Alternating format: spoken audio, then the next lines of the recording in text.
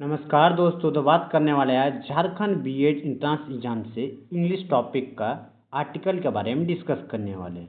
Exam में लगभग 3 से 4 क्वेश्चन आर्टिकल से ज़रूर पूछेगा। तो पहला क्वेश्चन है, he went there blank hour एगो।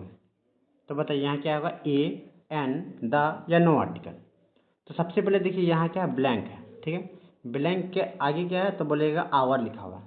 आवर है तो देखिए आपको पता होगा ये बात, जब कॉन्सोनेंट रहता है तो ए का यूज़ करते हैं, और उसका अगर वोवेल रहता है तो एन का यूज़ करते हैं। ठीक है, और कोई भी स्पेसिफिक थिंग आए उसमें क्या दा का यूज़ होगा, स्पेसिफाई बता देगा उसके लिए दा का यूज़ होगा। ठीक है, तो देखिए यहाँ क्या आवर है तो देखिए ये एच है।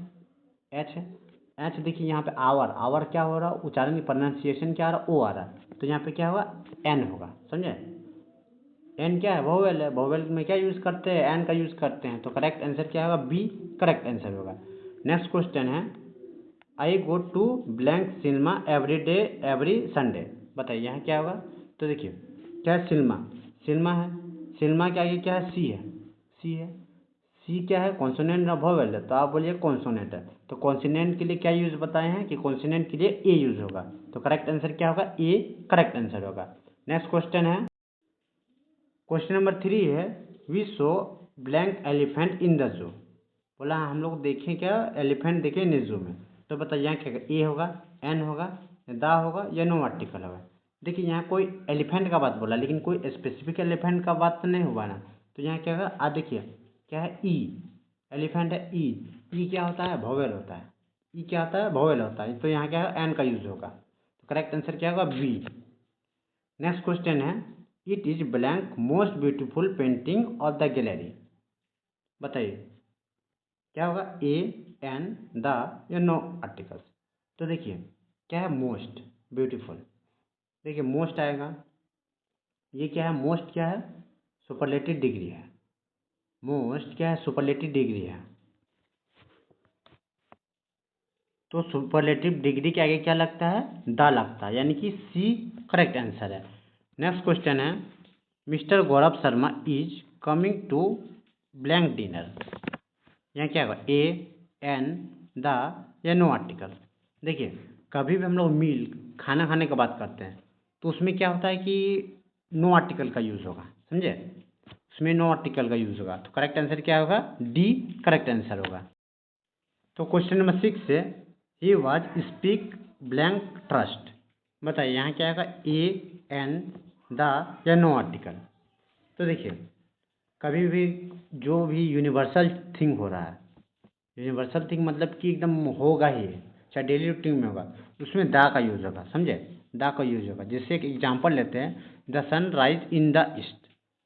समझे, the sun rise in the east, ये यूनिवर्सल थिंग है। समझे ना, कि एकदम ये जो सन है उगेगा ये हमेशा ईस्ट से ही उगेगा। तो भाई ये यूनिवर्सल है, इसको नो चेंज कर सकते हैं। इसीलिए इसमें कभी भी यूनिवर्सल थिंग आएगा तो आपको आर्टिकल का यूज़ करना है। क्वेश्चन नंबर 7 है,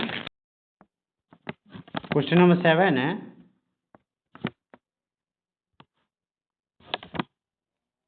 blank Kashmiri shawls are made of the hairs of the sheeps. पता है यहाँ क्या होगा, ए, एन, द या नो आर्टिकल्स। तो इसका करेक्ट आंसर होगा सी करेक्ट आंसर होगा। नेक्स्ट क्वेश्चन है, the Taj Mahal is situated at blank Agra. बताइए यहाँ क्या होगा, ए, एन, द या नो आर्टिकल्स। तो यहाँ क्या होगा, देखिए द ताजमहल, ताजमहल आपका क्या है, एक स्पेसिफिक है। ताजमहल एक स्पेसिफिक है, एक आगरा में जो कि है। तो स्पेसिफिक के लिए क्या बताए हैं, द का यूज़ होगा। तो करेक्ट आंसर क्या होगा, C the use correct answer होगा। क्वेश्चन नंबर 9 है, blank Bible said to be the sun goes round the earth. बताइए यहाँ क्या होगा, ए, एन, द या नो आर्टिकल्स। तो देखिए बाइबल है, बाइबल अब एक स्पेसिफिक बाइबल का बात बोल रहे हैं ना। तो यहाँ क्या का यूज़ होगा, बोले ना स्पेसिफिक का कभी भी बात आए तो दा का यूज़ कीजिएगा। तो करेक्ट आंसर क्या होगा, सी करेक्ट आंसर होगा। नेक्स्ट क्वेश्चन है, blank horse is running on the ground. तो बताइए यहाँ क्या होगा, ए एन द या नो आर्टिकल, तो यहाँ क्या होगा ए का यूज है, क्योंकि देखिए आपको स्पेसिफिक नहीं बोला है कि बोला कि जो घोड़ा दौड़ रहा है ग्राउंड में, स्पेसिफिक नहीं बोला है, ठीक है ना, इसीलिए ए का यूज होगा। नेक्स्ट क्वेश्चन आगे बढ़ते हैं। क्वेश्चन नंबर 11 है blank European dish is very famous, बताइए क्या होगा ए एन द या नो आर्टिकल। तो देखिए आपका क्या है यूरोपियन, यूरोपियन है, इसका पहला वर्ड क्या है ई है, ई क्या आता है वोवेल आता है, तो वोवेल का पहले क्या यूज होता है एन, तो यानी कि बी आपका करेक्ट आंसर है। क्वेश्चन नंबर 12 है was the not built in blank day, बताइए A B an article C no article, बताइए क्या होगा। तो यहाँ क्या है देखिए डे के पहले क्या लगेगा, डे एक कॉन्सोनेंट है, तो कॉन्सोनेंट पहले क्या लगता है ए का यूज होता है, तो करेक्ट आंसर क्या होगा ए करेक्ट आंसर होगा।